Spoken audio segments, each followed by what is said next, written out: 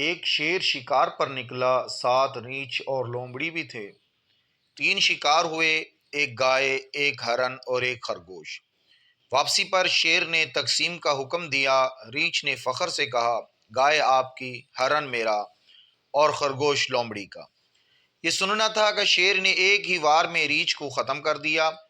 اب باری لومڑی کی تھی۔ اس نے جھک کر کہا، خرگوش آپ کا صبح کا ناشتہ، گائے دوپہر کا کھانا اور ہرن رات کا عشائیہ۔ شیر مسکرایا اور پوچھا، یہ عقل کہاں سے آئی؟ لومڑی نے جواب دیا، ریچھ کے انجام سے۔ اصل سبق، عقل صرف بولنے یا دعوے کرنے کا نام نہیں۔ عقل یہ ہے کہ انجام دیکھ کر راستہ بدل لیا جائے۔